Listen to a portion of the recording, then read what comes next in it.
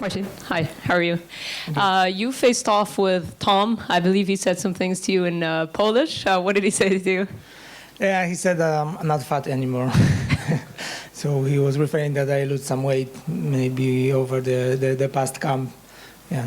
Were you surprised that he was able to speak some Polish? No, I knew he speaks Polish. I know he has a Polish root, so yeah, that wasn't surprising me. A little bit that he was saying it when he was recorded, because I had the rumor that he don't wanna talk much when he got interviews or something. But yeah, he was speaking Polish. He was speaking Polish well. Yeah, and obviously this is your second main event, I believe, of your career. Tom has never gone past round 2. He has been booked for main events. So do you think the key for you is to drag him into deep waters? The key is for sure to drag him in the deep waters. I don't know about the going to the further rounds. It's something unknown for sure how Tom will be look like in third, 4 or 5 round. But I'm not sticking to the plan that he will get tired and I will finish him. I just wanna go hard right from the beginning, because if I wanna make him tired, I have to get tired too, and I don't wanna just stay there and wait for him to get tired. Yeah, and both of you have shown off your ground game throughout your UFC career. First of all, what do you think of his ground game, and do you envision that this fight will play out on the ground? I see his ground game. I saw his impressive performance with Alexander Volkov. So he's very good. I knew his ground game is on such a high level before.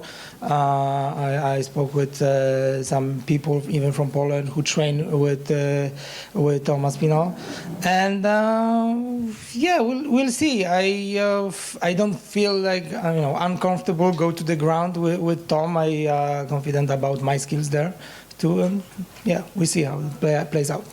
And you've been in the UFC since 2016. How do you think the heavyweight division has changed over the years? Do you think it's the best it's ever been? Well, yeah, it is. Yeah, it's because I'm here. Yeah, it's a really fun division right now. I think it's because there is lots of contenders there. It's lots of fighters who just right now can fight for the belt, and they're not getting in because it's so busy. So it's a very interesting division, and bringing the John Jones, he got much more interesting because I see him as a bigger star right now fighting. So yeah, some division that people keep an eye on. And like you said, it is wide open. So where do you feel like a win over Tom Aspinall would put you? Well, I'm hoping to put me in top 5, but probably that will. I will get another fight to get the title fight. That's something realistic. I look at it realistic. So I will probably need another fight to get the chance at the belt. And you mentioned John Jones. He's fighting Stipe. How do you think that fight plays out? Who wins? I see that it's hard to bet against John Jones. Whatever he did in the octagon, he always comes with the hand raised. So and I'm a fan of his style of fighting, and I'm picking John to win it. And he kind of hinted at retirement a little bit. Do you think if he beats Stipe, he sticks around, or do you think he'll retire? Hard to tell, because he was saying that he will retire, and then he got back, and then he say some other stuff which he didn't do. So he was talking about retire after it, but it depends. I think he might feel it like he want to, but if he wins, he might still be hungry for more. Thank you. Hi, Marcin. Due to the way that Tom's fight with Curtis Blades went last year, do you see Tom as a fighter coming off a loss or not, because it was kind of down to an injury? I don't think it's he's coming off a loss like Like he got beat up, right? He might coming of something bad happen, and that's something that might be in the back of his mind. But I'm not, I don't pay attention much about his mentality and his if there will be something bother him coming up to the fight. But he might. I don't know. I'm not focusing on this one. And because of the injury, do you think there'll be any tentativeness at all, or are you expecting him to be 100% and coming forward from the off? Yeah, that's another thing I'm not focusing on. I don't want to build my confidence about him being limping or something like this. I just hoping that he's 100% healthy and 100% ready. So that kind of opponent excites me the most.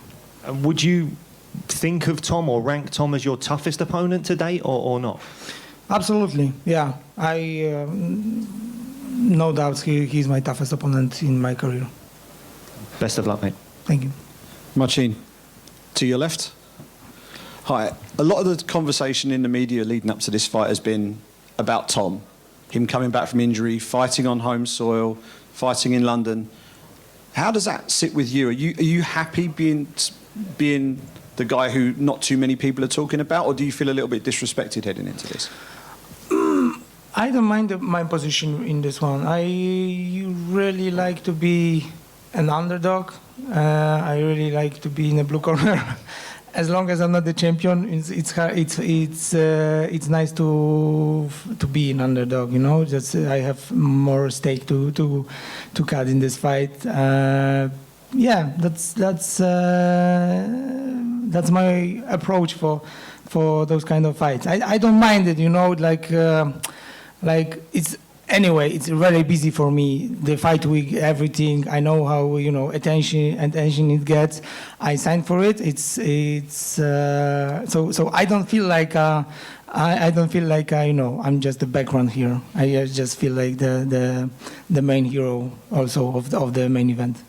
And a win over Tom would obviously be a real statement in the heavyweight division. And with it being so wide open, as Farah was saying earlier, who would be your natural next step in your quest to sort of get that shot at the title, do you think? The closest it gets to the fight, I just don't want to see. I just don't want to think about next step. Yeah. And right now it's much more on focusing on happen on Saturday. But I don't mind to share it if that comes the way I planned it. And I probably will need another win to get a title. I don't know, Sergey Pavlovich. And if you're looking at Tom stylistically, where do you think you have the greatest advantage in terms of the different facets of MMA? Against Tom? Yeah.